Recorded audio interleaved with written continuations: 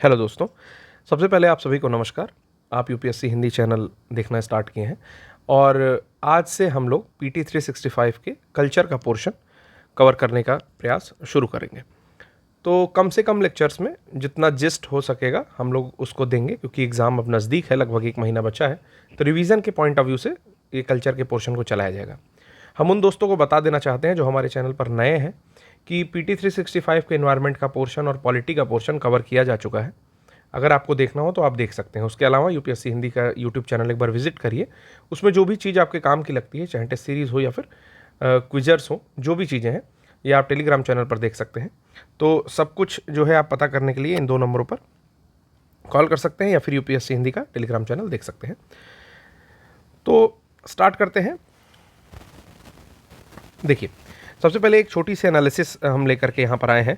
UPSC prelims examination 2022 में किस तरह से जो मार्क्स थे distributed among all the subjects, वो इस तरह से है कि वेटेज जो पॉलिटी का था वो कुछ 13 क्वेश्चन आए हुए थे यहाँ पर और मॉडरेट टू डिफ़िकल्ट थे। ठीक है। दूसरा पोर्शन जो हमने कवर किया वो था आपका इन्वायरमेंट, जिससे 17 क्वेश्चन आए थे। तो काफ़ी इंपॉर्टेंट टॉपिक हमने कवर करा दिया है, जिससे मॉडरेट क्वेश्चन आते हैं। और तीसरा टॉपिक आज जो स्टार्ट करने वाले हैं वो है आर्ट एंड कल्चर। हालांकि ये थोड़ा सा कम वेटेज का पोर्शन है, बट इसमें कम टाइम भी लगेगा हमारे पास। फिर जैसे ही समय बचता है हम कोशिश करेंगे कि हम इकोनॉमिक्स का पोर्शन, जिससे भी ठीक ठाक मार्क्स आते हैं वो, और उसके साथ में आपके इंटरनेशनल रिलेशन या साइंस एंड टेक में से जो सूटेबल पड़ेगा उसको जल्दी से स्टार्ट करके एग्ज़ाम से पहले पहले जो है ख़त्म कराने की पूरी कोशिश रहेगी। इसी तरह 2021 का भी एनालिसिस अगर देखते हैं तो यहाँ पर पॉलिटी से 17 क्वेश्चन आए हुए हैं। आर्ट एंड कल्चर से हालांकि कंपैरेटिवली कम क्वेश्चन आए हुए हैं, लेकिन यहाँ भी इन्वायरमेंट से 21 क्वेश्चन आए हुए हैं। तो आप देखोगे कि इन्वायरमेंट का पोर्शन जो कवर किया है हमने, उसके अलावा भी यूपीएससी हिंदी के चैनल पर एक इन्वायरमेंट की सीरीज़ पड़ी हुई है। तो इन दोनों चीज़ को अगर कंबाइन कर दिया जाए, या अगर आपने कोई बैच ज्वाइन किया होगा तो सारी चीज़ों को कंबाइन किया जाए तो इन्वायरमेंट एक ठीक ठाक वेटेज रखता है यूपीएससी के एग्ज़ाम के लिए। ठीक है। जो दोस्त यूपी पीसीएस की तैयारी कर रहे हैं या किसी अन्य एग्ज़ाम की तैयारी कर रहे हैं, इन्वायरमेंट उनके लिए भी इक्वली इंपॉर्टेंट है। बस बात ये होती है कि यूपीएससी के नाम से जब इस चीज़ को बताया जाता है कि इन्वायरमेंट यूपीएससी के लिए इंपॉर्टेंट है, तो बाकी एग्ज़ाम की तैयारी वाले ये सोचते हैं कि अरे ये तो यूपीएससी वालों के लिए इंपॉर्टेंट है, बट ऐसा नहीं है। मोर और less environment portion is equally important for all the aspirant who are preparing for any government exam, क्योंकि environment का ऐसा पोर्शन है कि आने वाले समय में environment का इवन वेटेज जो है धीरे धीरे बढ़ता ही जाएगा, वो कभी भी कम क्वेश्चन नहीं होंगे। सिमिलरली पॉलिटी से आपके 2023 में भी 14 क्वेश्चन, इन्वायरमेंट से 21 क्वेश्चन अगेन, एंड आपका अगर देखा जाए इकोनॉमी से 14 क्वेश्चन, और जो पॉलिटी कवर ही हो चुका है। आज से जो स्टार्ट हो रहा है आपका कल्चर, हिस्ट्री और एंशिएंट्स मिला करके 10 क्वेश्चन टोटल आए थे, जो कि डिफ़िकल्ट तरीके के थे। तो चलिए बिना समय गंवाए यहाँ से स्टार्ट करेंगे। आपको ये भी बताना है कि इस लेक्चर में आपने क्या सीखा। तो सबसे पहला पोर्शन जो है वो है sculptures, temples and other architecture. जो भी स्थापत्य है, मंदिर है या अन्य तरह का जो भी आर्किटेक्ट है, उसके बारे में पहला यूनेस्को रिकॉग्निशन का आता है। तो इसमें शांति निकेतन को रिकॉग्नाइज़ किया है यूनेस्को ने, इसको बना दिया है 41st यूनेस्को साइट। ठीक है। वर्ल्ड हेरिटेज साइट बना दिया है। न्यूज़ में इसलिए था क्योंकि ये तीसरी वर्ल्ड हेरिटेज साइट होगी आपकी वेस्ट बंगाल की, जिसमें सुंदरबन नेशनल पार्क था और दार्जिलिंग माउंटेन रेलवे था, और ये जो शांति निकेतन है ये तीसरा है। बात आती है कि इसमें रविन्द्रनाथ टैगोर के अलावा Surendranath Kar, Nandalal Bose, Patrick Arthur Geddes ने काफ़ी काम किया है इसको शेप करने में, इसको बनाने में। ठीक है, जो शांति निकेतन है। The recommendation was made by the, ठीक है, रिकमेंडेशन किसने दिया है, तो international council on monuments and sites, ये आइकोमॉस करके एक संस्था है जिसने जो है रिकमेंड किया था। वर्ल्ड हेरिटेज साइट के बारे में जानने से पहले हम लोग देख लेते हैं आइकोमॉस है क्या। इसका इस्टेब्लिशमेंट हुआ था 1965 में। ये second congress architect and specialist of historic building held in Venice in 1964। मतलब 1964 में जो आपका दूसरा कांग्रेस हुआ था आर्किटेक्ट्स और स्पेशलिस्ट का हिस्टोरिक बिल्डिंग्स को लेकर के, एक संस्था है उसको लेकर के जो कांग्रेस हुआ था, उसमें इसका जन्म हुआ था आइकोमॉस का। ठीक है। हेडक्वार्टर इसका कहाँ होता है, पेरिस फ्रांस में है। इससे ज़्यादा इसमें कुछ नहीं देखना है, बस ये देख सकते हैं कि ये एडवाइजरी बॉडी है वर्ल्ड हेरिटेज कमेटी की, जो कि इम्प्लीमेंट करती है world heritage convention on UNESCO. ठीक है। अब बात आती है वर्ल्ड हेरिटेज साइट की। तो यूनेस्को जो है यूनेस्को की जो है संरक्षित सूची होती है उसमें कोई एरिया ऑब्जेक्ट इंस्क्राइब्ड होता है, उसी में से एक में से चुना गया है आपका शांति निकेतन को। मतलब उसमें कुछ पैरामीटर्स होते हैं जिसको फुलफिल करने पर यूनेस्को की वर्ल्ड हेरिटेज लिस्ट में शामिल कर लिया जाता है। तो किसी एक लिस्ट में इसको शामिल किया गया है, ठीक है, किसी एक पैरामीटर को फुलफिल करने पर। होता क्या है कि जब ये साइट डिजिग्नेटेड हो जाती हैं, जब इसको चूज कर लिया जाता है, तो उनकी एक आउटस्टैंडिंग यूनिवर्सल वैल्यू होती है, यानी कि एक सार्वत्रिक एक वैल्यू हो जाती है विश्व वर्ल्ड वाइड, और उसको वर्ल्ड हेरिटेज कन्वेंशन ऑफ 1972 के अंदर में ये चीज़ें आती हैं। जो साइट होती हैं इस कैटेगरी में वो कल्चरल, नेचुरल और मिक्स्ड हो सकती हैं। ये काफ़ी इंपॉर्टेंट पॉइंट है कि साइट 3 तरह की हो सकती है, कल्चरल हो सकती है, नेचुरल और मिक्स्ड हो सकती है। टोटल 42 वर्ल्ड हेरिटेज साइट है इंडिया में, जिसमें से 34 कल्चरल है, 7 नेचुरल और 1 मिक्स टाइप है जिसका नाम है कंचनजंगा, ठीक है, जो मिक्स टाइप है, भारत में एक ही है।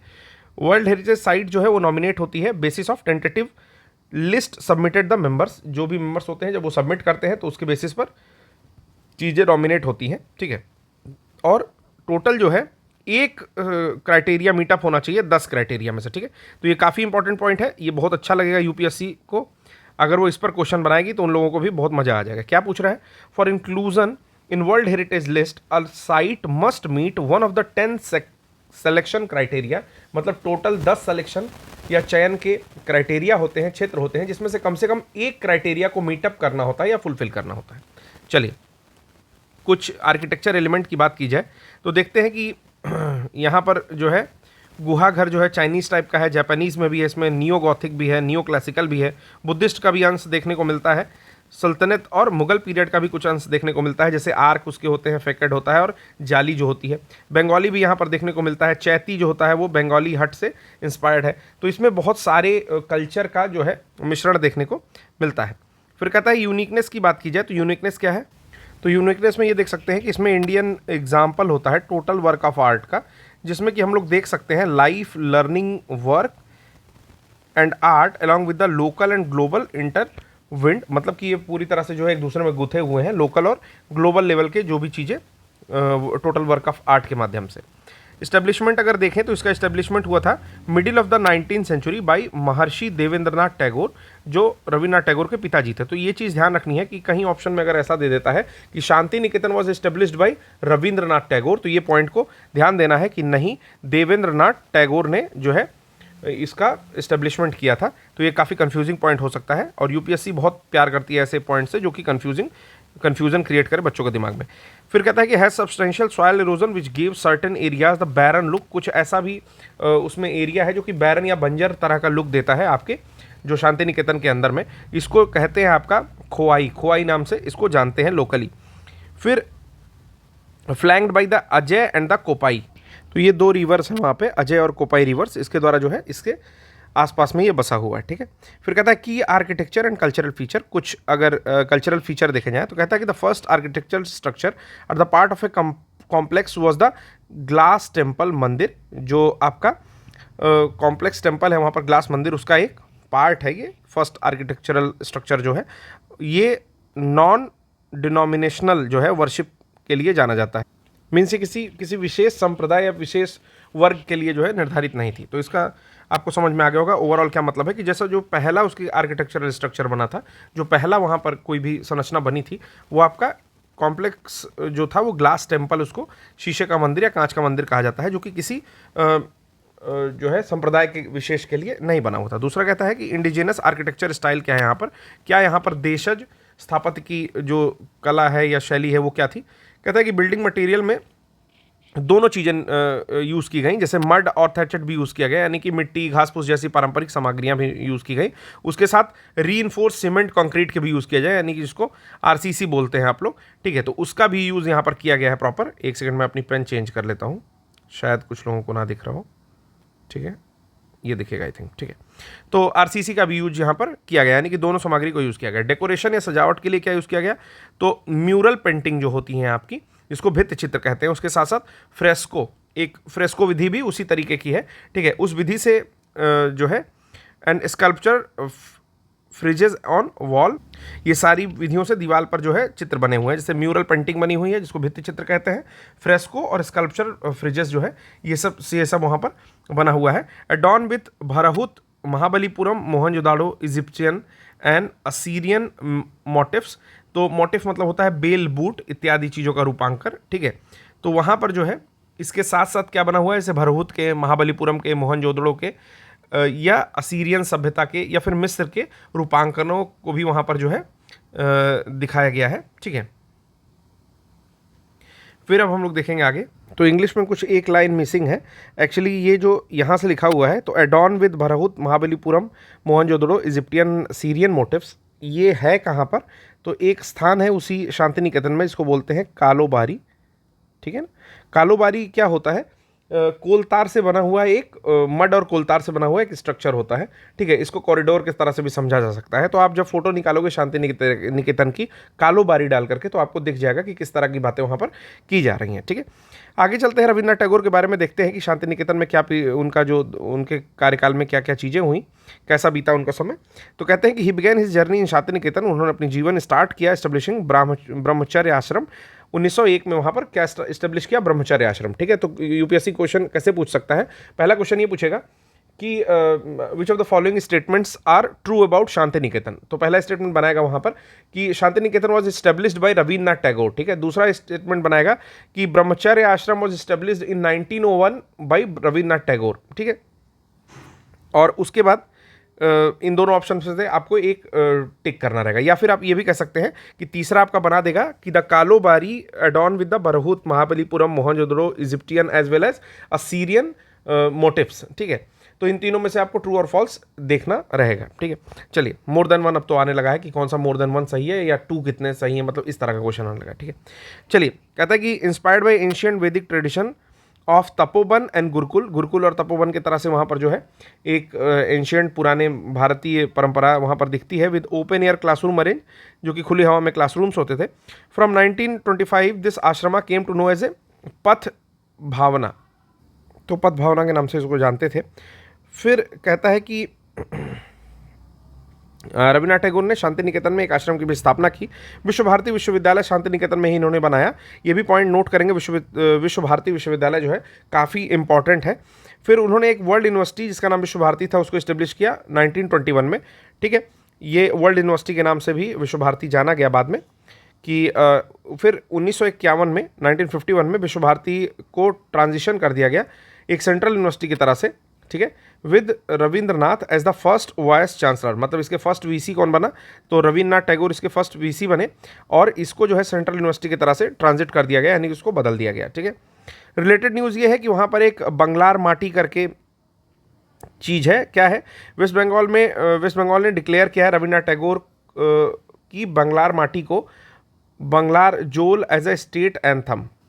मतलब वहाँ का स्टेट एंथम बना दिया गया है, बंगाल की मिट्टी और बंगाल का जल, ठीक है। चूँकि वो बंगाली में लिखा है इसलिए मैं पहली बार मैं नहीं समझ पाया, बंगलार माटी और बंगलार जल, तो इसको जो है स्टेट एंथम वहाँ का बनाया गया था कुछ समय पहले।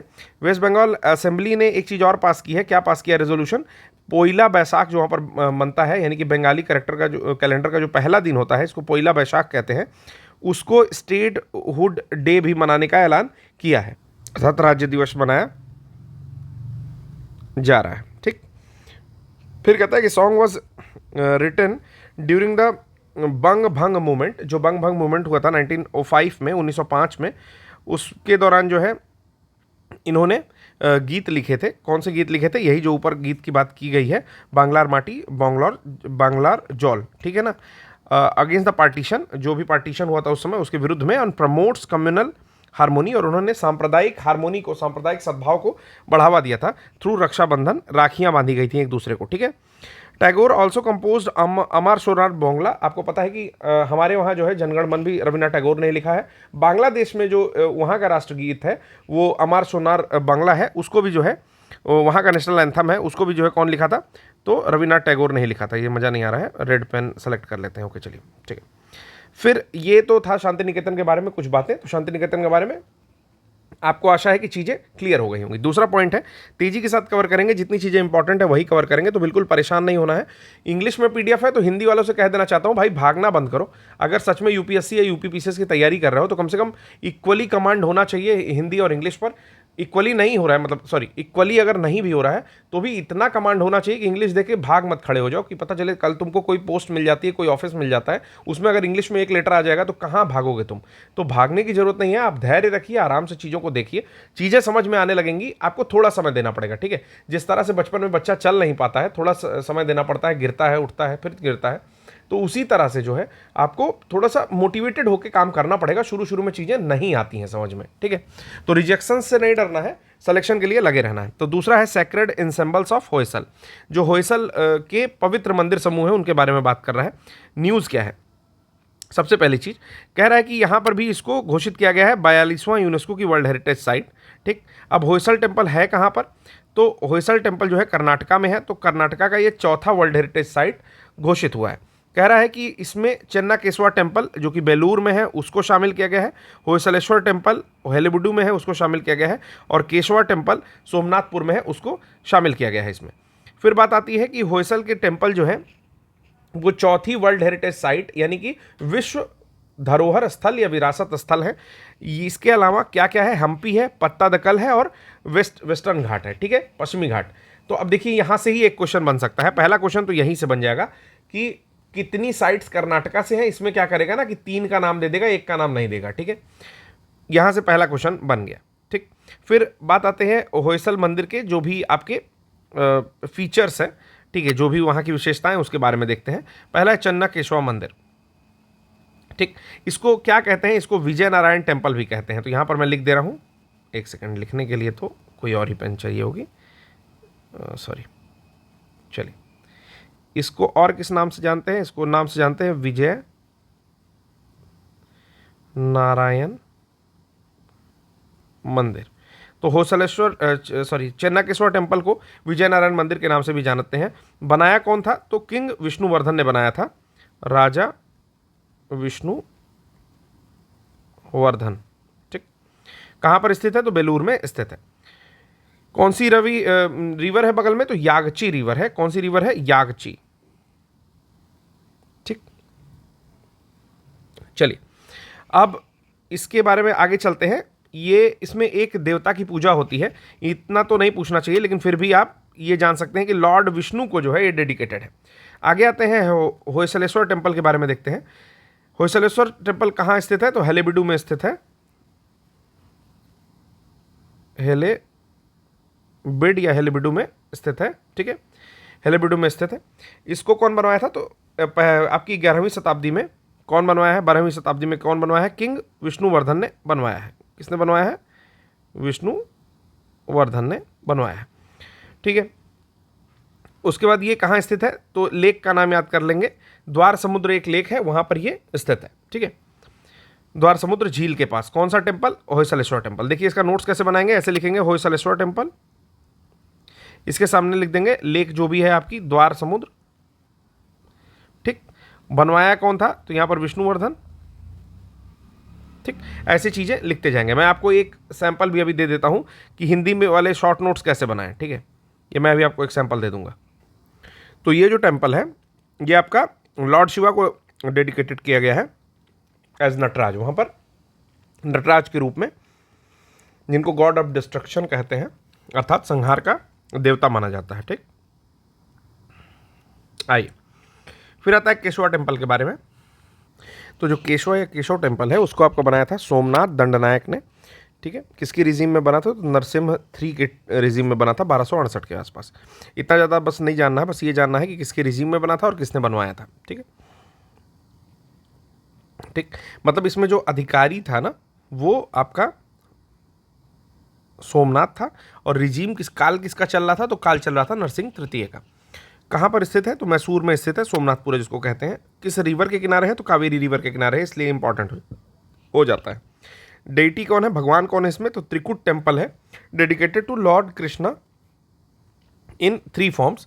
मतलब भगवान श्री कृष्ण के 3 रूप हैं, ठीक है, जिनको ये डेडिकेट करता है। वो 3 रूप कौन कौन से हैं, तो पहला है जनार्दन, दूसरा है केशव और तीसरा है वेणु गोपाल, ठीक है। नोट डाउन करिएगा, ये तीनों रूप जो है यहाँ पर हैं। बात आती है होयसल आर्किटेक्चर के बारे में। जो चीज़ इंपॉर्टेंट, सबसे ज़्यादा इंपॉर्टेंट यही है, ठीक है, न्यूज़ के अलावा ये चीज़ इंपॉर्टेंट है। कहता है कि ये जो आपके होयसल आर्किटेक्चर होता है ये हाइब्रिड या वेसर शैली को जो है फॉलो करता है। इसकी इंपॉर्टेंटनेस ये होती है, इंपॉर्टेंट फीचर ये होता है कि बेसिक ब्लेंड होता है इसमें द्रविड़ और नगर आर्किटेक्चर का।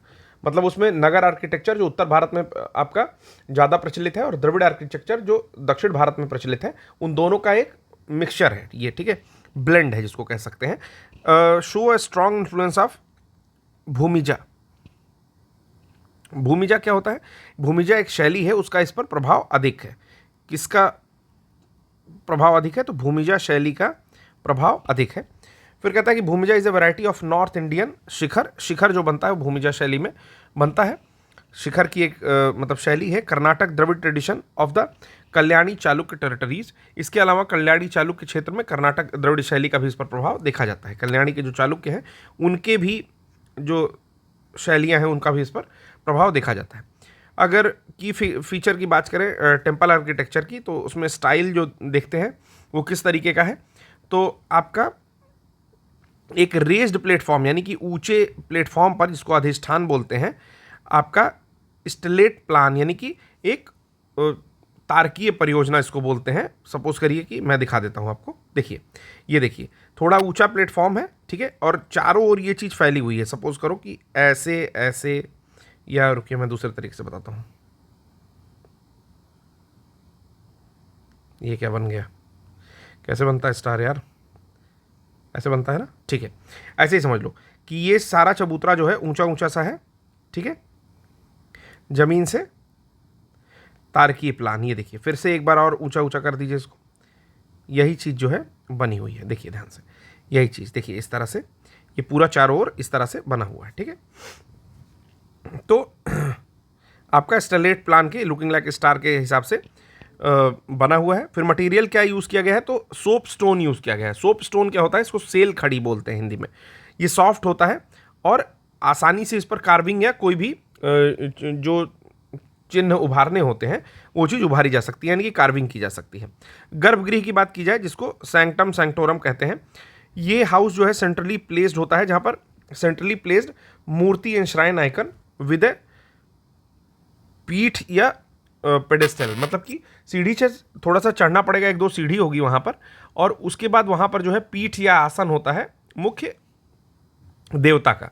फिर आता है आपका नेक्स्ट मंडप। मंडप क्या होता है? वो हॉल जहाँ पर लोग गैदर होते हैं। जैसे मान लीजिए कि ये भगवान की मेन मूर्ति इसके अंदर रखी गई है, ठीक है, इसके बाहर जो है आपका ये हॉल है जहाँ पर सब लोग ऐसे ऐसे खड़े हैं, ठीक, तो इसी को बोलेंगे मंडप, ठीक है। तो मंडप वो कक्ष होता है जहाँ पर सभी लोग प्रार्थना के लिए एकत्रित होते हैं। इसमें आपने देखा भी होगा, किसी भी मंदिर में आप गए होंगे तो सर्कुलर पिलर हैं इनके वाले में, ठीक है, उनके मंडप में सर्कुलर पिलर हैं और सारे जितने भी ईच पिलर है 4 स्कल्पचर फिगर है, और सारे पिलर्स पर, जैसे सपोज करो कि ये एक सर्कुलर फिगर है, ये एक सर्कुलर पिलर है, तो कितने फोटो बने हुए हैं? 4 फोटो जो है टोटल, इस पर 4 स्कल्पचर जो है फिगर बने हुए हैं टॉप ब्रैकेट्स में, ठीक है,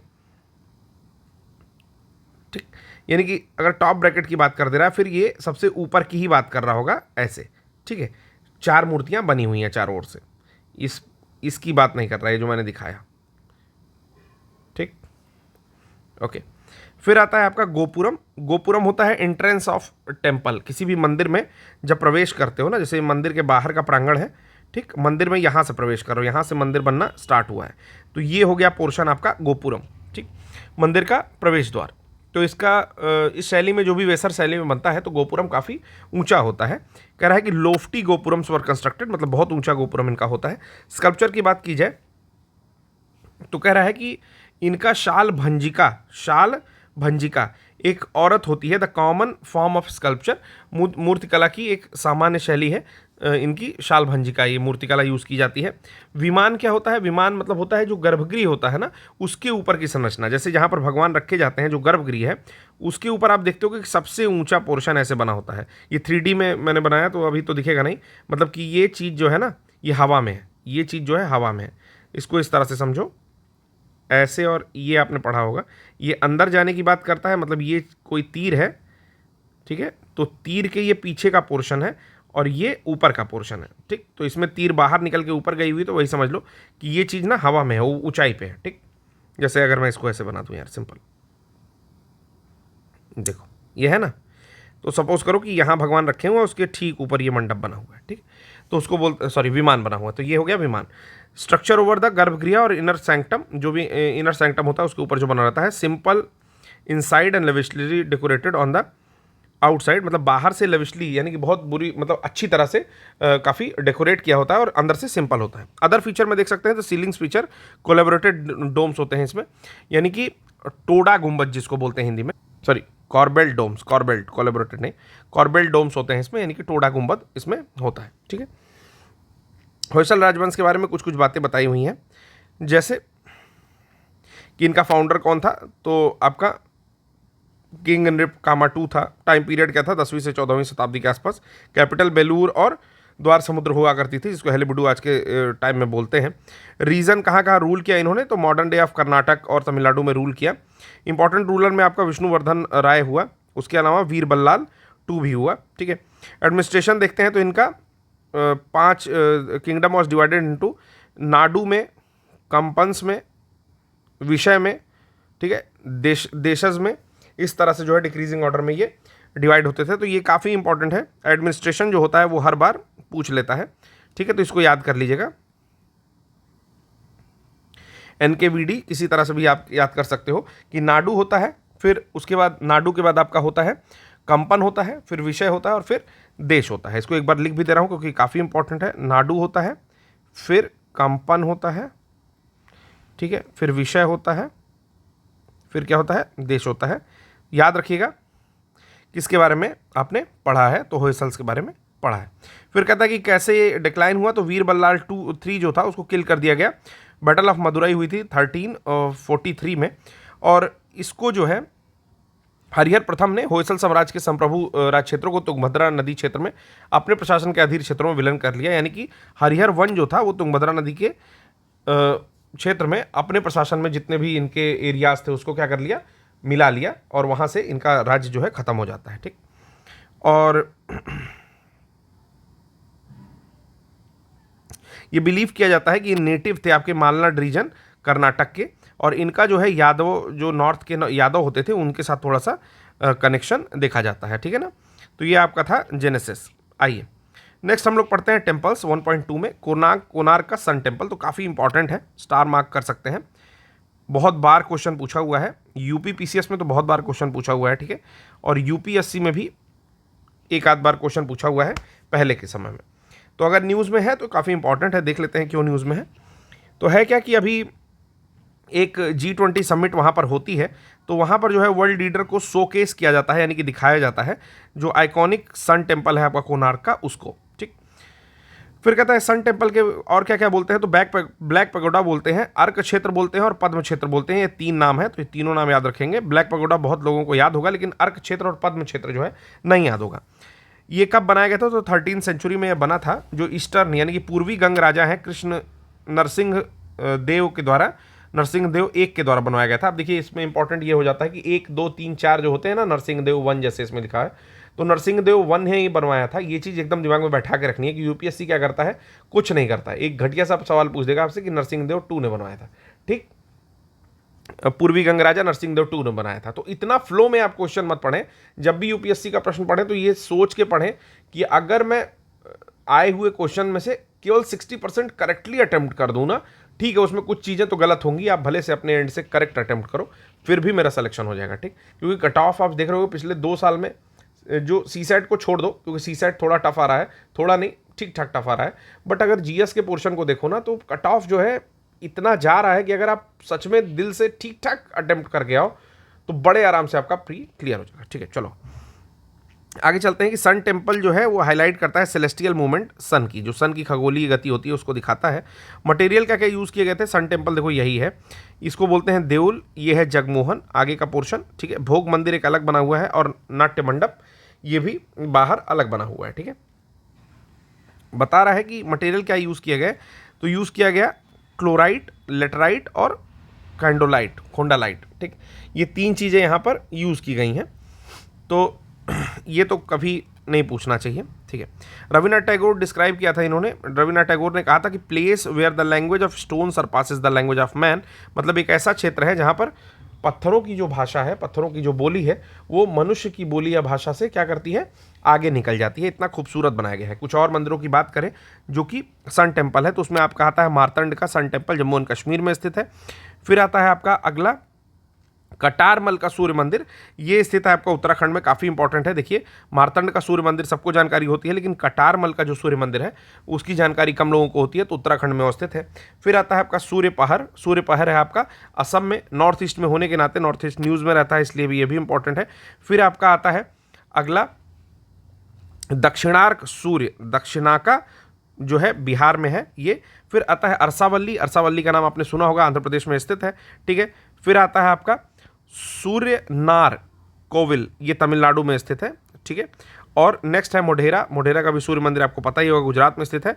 और सबसे लास्ट में आता है ब्राह्मण देव या ब्राह्मण मंदिर, जो आपका मध्य प्रदेश में स्थित है। तो ये सारे मंदिरों की एक लिस्ट बना लीजिएगा कि जो सन टेम्पल्स इन इंडिया करके, सन टेम्पल्स इन इंडिया करके, ठीक है, एक लिस्ट बनाएगा, उसमें सारे मंदिरों को 1 2 3 4 5 6 7 8 एंड 9, ठीक है। ब्लैक पैगोडा को लेकर के 9 मंदिर हो रहे हैं, 9 की लिस्ट बनाइए और उसको गोंट जाइए। स्ट्रक्चर की बात करें तो ये कलिंग आर्किटेक्चर से बना है, काफ़ी इंपॉर्टेंट है। इसका आर्किटेक्चर की बात कर रहा है तो ये कलिंग आर्किटेक्चर में बना हुआ है। एंट्रेंस पर क्या होता है कि गज सिंह, ठीक है, जब आप यहाँ पे अंदर जाओगे तो गज सिंह जैसी स्थिति देखी जाती है, यानी कि हाथी पर शेर, हाथी के ऊपर शेर की स्ट्रक्चर बनी हुई है। Gaj means elephant and singh means referring lion, ठीक है, मेन एंट्रेंस पर, ठीक। फिर कहता है कि लायन जो है वो दिखाता है प्राइड को और एलिफेंट दिखाता है वेल्थ को, ठीक, यानी कि ये गर्व को प्रतीत करवाता था जो शेर था, और एलिफेंट दिखाती थी कि हमारे पास कितना पैसा है, क्योंकि आपको ही पता है कि एलिफेंट या हाथी पालने के लिए बहुत ज़्यादा पैसा चाहिए, उसके डेली का खर्च बहुत ज़्यादा होता है। और both of them kill the human, ठीक है, तो स्टार्टिंग में ही दिखा दिया गया है कि ये लोग जो है ह्यूमन को मार देते हैं भाई, तो बचा के रहो इस जगह घुसने से पहले। फिर कहता है कि नाट्य मंडप आफ्टर गज SIM the hall of dance and theatre, तो यहाँ जो है एक हॉल है, या इसको रंगमंच बोल सकते हो, डांस और थिएटर फॉर्म के लिए। फिर कहता है जगमोहन या मुख्यशाला की बात की जाए, जगमोहन क्या होता है कि असेंबली हॉल होता है जहाँ पर सभा होती है, ठीक है, असेंबली हॉल होता है, जगमोहन बोलते हैं। देउल क्या होता है, देउल होता है जगमोहन के बाद की संरचना है, और जहाँ पर आपकी मुख्य देवता की प्रतिमा जो है वो रखी जाती है, उसको हम लोग बोलते हैं देउल, ठीक। इसको हम लोग गर्भगृह से भी रिलेट कर सकते हैं, ठीक है, जैसे लिखा हुआ है कि Jagamohana is followed by the deul, यानी कि जगमोहन के बाद क्या आता है, देउल आता है, और वहाँ पर मुख्य जो भी देवता है उनकी प्रतिमा रखी जाती है। भोग मंदिर की बात करें जो कि किचन संबंधित है, यहाँ पर जो है भोग बनाया जाता है, टू मेक भोग for the deity and devotees, वहाँ पर प्रभु के लिए और प्रभु के भक्तों के लिए जो है प्रसाद बनाया जाता है। कलिंग आर्किटेक्चर की बात करें तो काफ़ी इंपॉर्टेंट फीचर है, कहता है कि नागर स्टाइल ऑफ नॉर्दर्न इंडिया से जो है और द्रविड़ स्टाइल सदर्न इंडिया से, इन दोनों को कंबाइन करके क्रिएट किया गया है कलिंग आर्किटेक्चर। अभी हम लोगों ने वेसर शैली पढ़ी तो उसमें भी हमने देखा कि दोनों शैली का ब्लेंड होता है। कलिंग आर्किटेक्चर में भी कह रहा है कि दोनों को कंबाइन करके ही बनाते हैं कलिंग आर्किटेक्चर। टिपिकल आर्किटेक्चर की बात की जाए तो कलिंग टेम्पल कंसिस्ट करता है 2 पार्ट को, एक होता है सैंक्टम जिसका नाम देउल लिख रहा है, अभी तक सैंक्टम या सैंक्टोरम जो था वो एक अलग पार्ट था जिसको हम लोग गर्भ के नाम से जानते हैं, गर्भगृह के नाम से, लेकिन यहाँ पर उसको देउल लिखता है ना। हॉल ऑफ एन हॉल, जो हॉल था उसको यहाँ पर जगमोहन कहता है, जबकि पहले जो है जगमोहन नहीं हुआ करते थे। Early period temples were divide of Jagmohan, जबकि पहले की जो संरचना होती थी उसमें जगमोहन संरचना नहीं आती थी। बाद में क्या हुआ कि टेम्पल स्टाइल ने नाट्य मंडप और भोग मंदिर को भी उसमें शामिल किया, ठीक है। अब मुख्य रूप से अगर देखा जाए, ब्रॉडली देखा जाए तो इसको 3 भागों में जो है कलिंग आर्किटेक्चर को बांटा जा रहा है। कलिंग आर्किटेक्चर में पहला किया जा रहा है रेखा देउल, दूसरा पीढ़ा देउल और तीसरा भद्र देउल और खाखरा देउल, मतलब पीढ़ा देउल को ही भद्र देउल भी बोलते हैं। तो ये 3 मुख्य श्रेणी में इसको बांटा गया है। बाकी स्थापत्य की बात की जाए तो सबसे इंपॉर्टेंट ये आपको लोगों को पता ही होगा कि जो सन की रेज है, sun's first rays would illuminate the sanctum of the presiding deity, जो भी वहाँ पर बैठने वाले देवता हैं, जैसे सपोज कर लो कोई भी देवता का नाम ले लो, तो जो भी वहाँ पर बैठने वाले देवता हैं सबसे पहले सूर्य की किरण उन्हीं के पास आती है, ठीक है, और उनको क्या करती है, एलिमिनेट करती है, प्रकाशित कर देती है। इस तरह से उसको डिज़ाइन किया गया है। चैरियट डिज़ाइन है, मतलब वहाँ पर एक रथ का भी स्ट्रक्चर है जिसमें कि सूर्य और सन गॉड को जो है दिखाया गया है, ठीक, और दिखाया गया है कि सूर्यदेव के रथ के समान वहाँ पर मंदिर की संरचना है, ठीक है। कोणार्क की व्हील सबसे ज़्यादा फेमस है। आपको मुझे बताना है कि कितने रुपए की नोट पे कोणार्क की व्हील बनी हुई है, ठीक। The rims are carving with the foliage with the various birds and animals. जो वहाँ पर पहिए की आकृति है या तीलियाँ हैं उसमें चित्रफलक अलग अलग और परिधियों में यानी कि रिम्स में जानवर पर्ण समूह की नक्काशी दिखाई गई है। बहुत सारे बर्ड और एनिमल भी दिखाए गए हैं, ठीक है। 7 हॉर्सेस दिखाए गए हैं, सूरज का 7 घोड़ा। 7 horses has been named of the Bhagavad Gita which possibly stand by the rhythmic representation of the sacred verses of the Vedas. मतलब कि जो वेदों की पवित्र छंदों की लयबद्ध प्रस्तुति है ना, उस नाम से भी, तो मैंने पॉज कर दिया था, फिर से मैं वो चीज़ दोहराता हूँ। कहता है कि इसमें जो है possibly stand the rhythmic representation of the sacred verses of Vedas. मतलब यहाँ पर जो वेदों के पवित्र लयबद्ध एक प्रस्तुति है उसको दिखाया गया है, जिसके नाम भी जो है होते हैं। क्या क्या नाम होते हैं? जैसे कि जो 7 घोड़े हैं वो क्रमशः गायत्री, उष्णिक, अनुस्तु, बृहति, पंगति, त्रिष्टुप, जगति इत्यादि नाम दिया गया है। फिर कहता है कि the 7 horses are also named after the 7 colour of the rainbow. Rainbow के कलर के नाम पर भी इनका जो है नाम दिया गया है। जैसे सहस्रार नाम दिया गया है बैगनी को लेकर के, इंद्रनील नाम दिया गया है इंडिगो को लेकर के, फिर नीला होता है, फिर हरितः होता है हरा को लेकर के, पीत होता है पीला को लेकर के, कौसुंभः होता है नारंगी को लेकर के, और रक्त होता है लाल को लेकर के। फिर क्रेविंग की बात की गई है, तो अश्व जो यहाँ पर दिखाया गया है, जो घोड़ा दिखाया गया है वो आपका वार हॉर्स है, यानी कि युद्ध में जाने वाला हॉर्स है। और 2 जो घोड़े हैं उनको 2 card war horses in front of the southern side cruising down the warrior. मतलब कि 2 घोड़ों को दिखाया गया है जो जहाँ से स्टार्टिंग होती है वहाँ पर जो है इसको नक्काशी के रूप में। अब कह रहे हैं कि the figure of the war horses of Konark has been accepted as the symbol of the state government of Orissa. तो यही जो है स्टेट गवर्नमेंट ऑफ उड़ीसा का यही सिंबल भी है, वार हॉर्सेस जो होते हैं यहाँ पे। फिर सन गॉड के बारे में दिखाया गया है कि 3 कार्विंग, यहाँ पर टोटल 3 कार्विंग है जो कि 3 लोकेशन को सन के देखती है। पहला तो है डॉन, नून और सनसेट, ठीक है। तो 3 carving of the sun god at the 3 location to catch the sun. तो 3 कार्विंग की गई है, 3 तरह की नक्काशियां हैं वहाँ पर जो कि 3 समय में सूरज के प्रकाश को ग्रहण करती है, ठीक है। ईस्टर्न गंग डायनेस्टी के बारे में थोड़ी सी बातें यहाँ पर दी गई हैं कि जैसे आपका कमरनवा या कमरनव जिसको बोलते हैं वो फाउंडर के रूप में जाने जाते हैं। टाइम पीरियड इनका था, जैसे इंद्रवर्मन का था 537 CE के आसपास, और फिर आते हैं अनंत वर्मन, ठीक है। ये सबसे ज़्यादा महत्वपूर्ण या मोस्ट पावरफुल रूलर यहाँ के होते हैं, ठीक। मेजर सिटीज़ की बात की जाए तो यहाँ कलिंग नगर जो है, कलिंग नगरा यहाँ पर लिखा हुआ है। कलिंग नगर जो है यहाँ की एक फेमस सिटी थी। प्रेजेंट डे में देखा जाए तो उड़ीसा में ये टेरिटरी पड़ती है, और इसके साथ साथ वेस्ट बंगाल के पोर्शन में आंध्र प्रदेश और छत्तीसगढ़ में भी थोड़ा सा पड़ता है। डिक्लाइन हुआ था क्योंकि एक्सटर्नल इन्वेजन हुआ, उसके साथ साथ इंटरनल कन्फ्लिक्ट हुई। उसी समय में विजयनगर एम्पायर जो है वो भी राइज कर रहा था, तो इस कारण से ये ख़त्म हुआ, ठीक है। कुछ चीज़ें और दी हुई हैं जिनको आप खुद से देख लीजिएगा, ठीक। शारदा टेम्पल के बारे में बात करते हैं कि न्यूज़ में इसलिए था कि अभी अभी जो है नया शारदा देवी टेम्पल बना हुआ है जो कि LOC के आसपास में है, लाइन ऑफ कंट्रोल के आसपास में है, तीतवल विलेज में, ठीक है। यहाँ पर क्या किया गया है? नवरात्रि का पूजा किया गया है। नवरात्रि की पूजा की गई है कहाँ पर? शारदा टेम्पल में नवरात्रि की पूजा की गई है। पड़ता कहाँ पर है? जम्मू कश्मीर में, इसलिए काफ़ी इंपॉर्टेंट है। तो पुराना वाला जो शारदा टेम्पल है वो कुछ इस तरह का है, नया वाला आप गूगल करके देख सकते हो, ठीक है। तो ये पुराना शारदा टेम्पल है जो कि काफ़ी पवित्र सैक्रेड माना जाता था, ठीक है ना, सैक्रेड टेम्पल माना जाता था। कह रहा है कि शारदा देवी पीठ के बारे में बात करते हैं कि one of the 3 principal shrines of the region. ये 3 जो यहाँ पर मुख्य श्राइन्स हैं उनमें से ये एक है, ठीक है। और इन तीर्थस्थलों में 2 कौन कौन से हैं? तो मार्तंड का एक सूर्य मंदिर है और दूसरा आपका अमरनाथ का टेम्पल है। ये बहुत ज़्यादा क्लोज रिजम्बलेंस रखता है, बिल्कुल उसी तरह से दिखता है जैसे मार्तंड का टेम्पल है सूर्य मंदिर, उसी से थोड़ा सा रिजम्बलेंस ये रखता है। अलबरूनी ने भी इसको डिस्क्राइब किया है, तो काफ़ी इंपॉर्टेंट हो जाता है ये पॉइंट कि Alberuni describe the temple as a much venerated site of pilgrimage. काफ़ी ये पवित्र स्थल माना जाता है, पिलग्रिमेज यानी कि जो भी तीर्थ यात्रियों के लिए काफ़ी पवित्र स्थल के रूप में इसकी पूजा होती है। सिग्निफिकेंस है कि जैसे रिलीजियस सिग्निफिकेंस है कि 18 महाशक्तिपीठ में से एक ये भी है।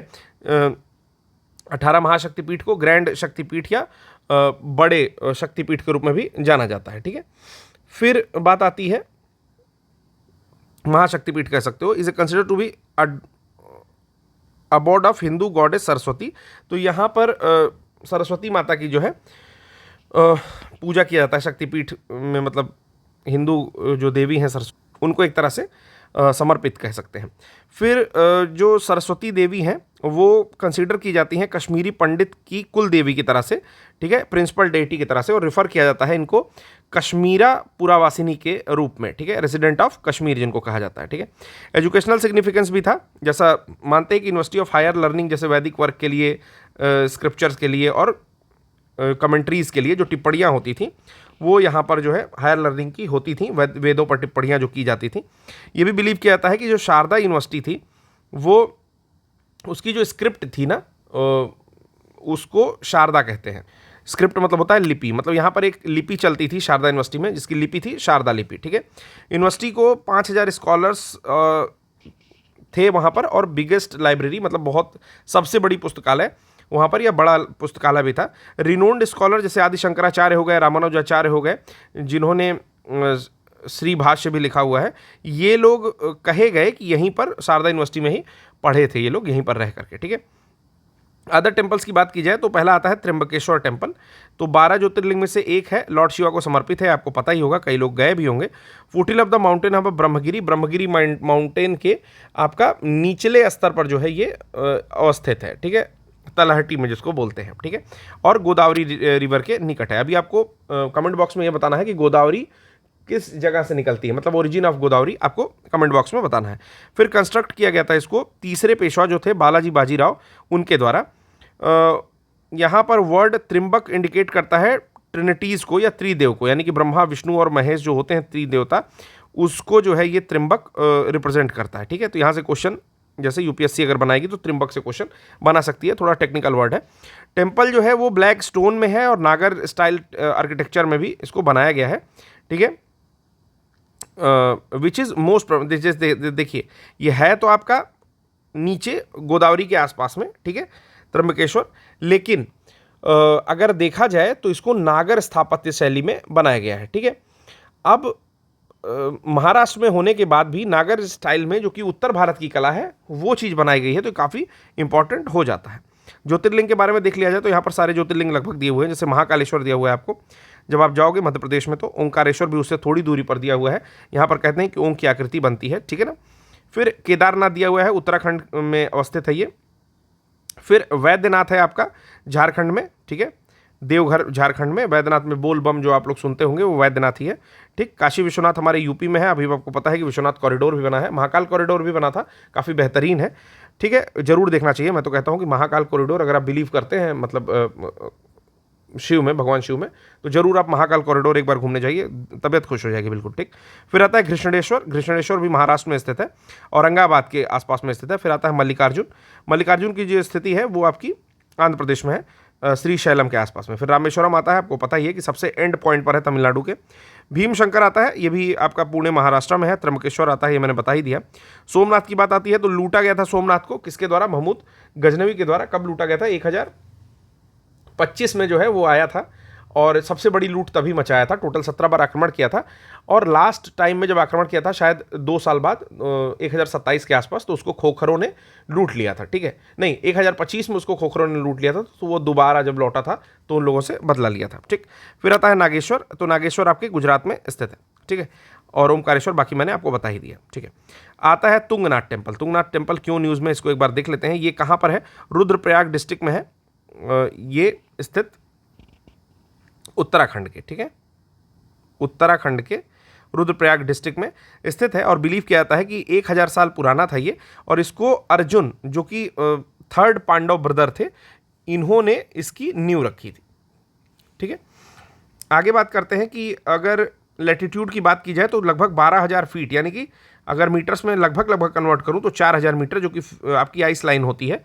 4,000 मीटर आइस लाइन होती है किसी भी पहाड़ में। मैं एक जनरल इन्फॉर्मेशन देता हूं, जैसे मान लो ये पहाड़ है, 4,000 मीटर अगर ऊपर चले जाओगे आप, ठीक, तो इसके ऊपर जब आप बढ़ोगे ना तो सब कुछ फ्रीज मिलेगा, ठीक है ना, फ्रीज मिलेगा, ठीक, यानी कि सब कुछ जमा हुआ मिलेगा, तो इसको बोलते हैं आइस लाइन, आइस लाइन, ठीक। चलिए फिर मैं बता रहा था कि 4,000 मीटर से के आसपास ऊंचा है, हाईएस्ट शिवा टेम्पल है पूरे विश्व में। देखिए आप देख भी सकते हैं, ये तुंगनाथ टेम्पल है, ठीक है। फिर आगे बात करते हैं, इसको जो है तृतीय केदार भी कहा जाता है।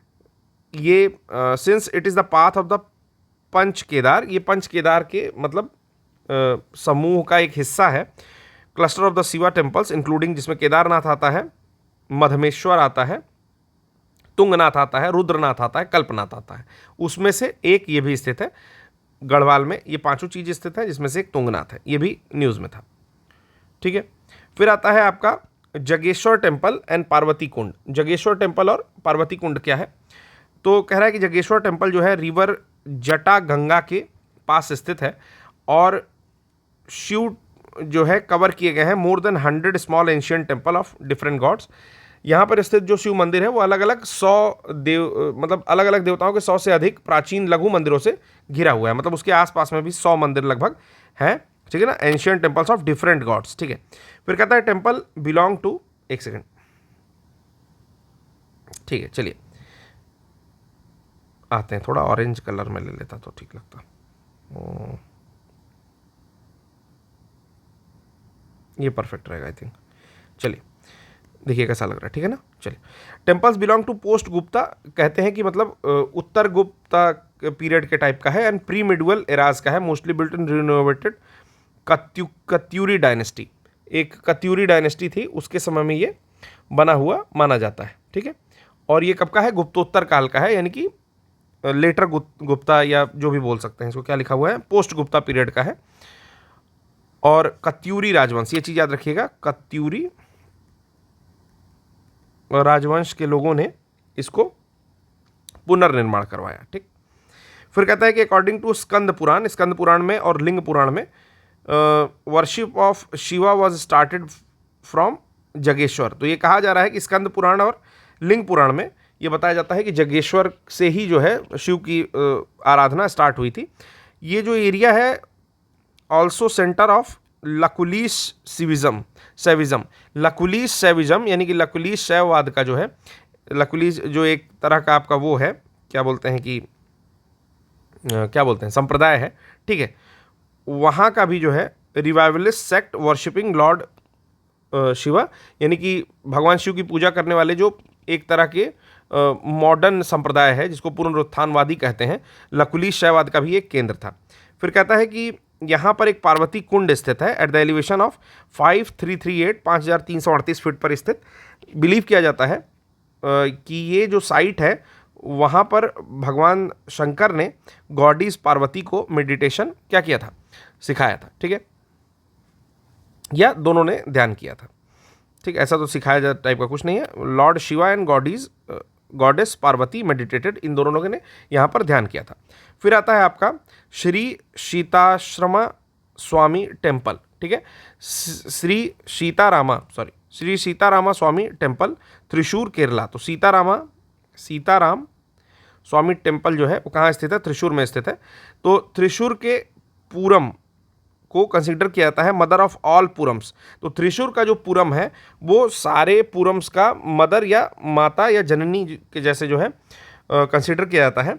टेम्पल फेस्टिवल्स ऑफ केरला, पुरम क्या होता है, टेम्पल फेस्टिवल होता है, केरल का मंदिर उत्सव है। ये सेलिब्रेट किया जाता है, कब किया जाता है, तो वडक्कुनाथम लिखा हुआ है, वडक्कुनाथम टेम्पल इन त्रिशूर, या त्रिशूर के वडक्कुनापन मंदिर में हर साल मनाया जाता है। The temple is dedicated to lord Shri Sitaram, lord Ayyappa and lord Shiva. तो तीन लोगों को, भगवान श्री सीताराम को, भगवान अयप्पा को और भगवान शिव को समर्पित है। It has a Hanuman statue of 55 feet tall which is the Kerala's large Hanuman statue. तो यहाँ पर हनुमान जी की जो है एक स्टैचू भी है, एक मूर्ति है जो कि केरल की सबसे ऊंची मूर्ति है। तो फोटो आप ये देख सकते हैं, एक बार इसको इंटरनेट पर सर्च करोगे तो मज़ा ज़्यादा आएगा, ठीक है। जैसे इसमें जो पिक्चर देती है तो ठीक है, लेकिन इंटरनेट पर सर्च करोगे तो हर तरह से हर एंगल की पिक्चर मिल जाएगी, तो एक बार जरूर देखिए। फिर नेक्स्ट इसके बाद जो हम लोग टेम्पल पढ़ने वाले हैं उसका नाम है तिरुनेली, ठीक है ना, तिरुनेली टेम्पल केरला का, तिरुनेली मंदिर, ठीक। तिरुनेली मंदिर क्या है?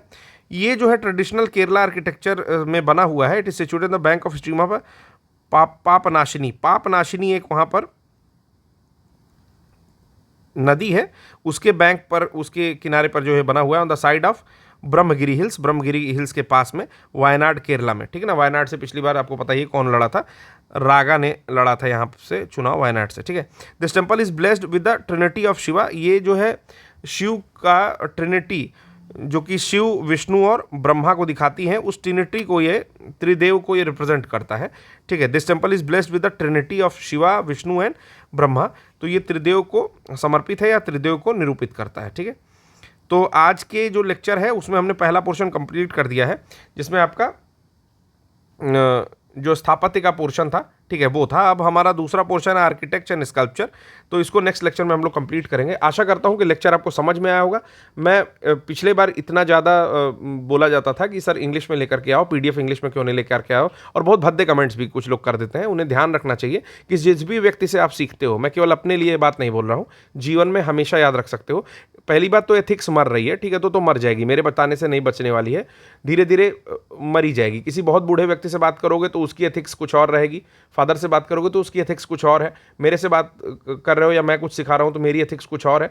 मैं अमूमन जो लोग भी प्रिपरेशन कर रहे होंगे उनसे जरूर बड़ा हूँ, ठीक है।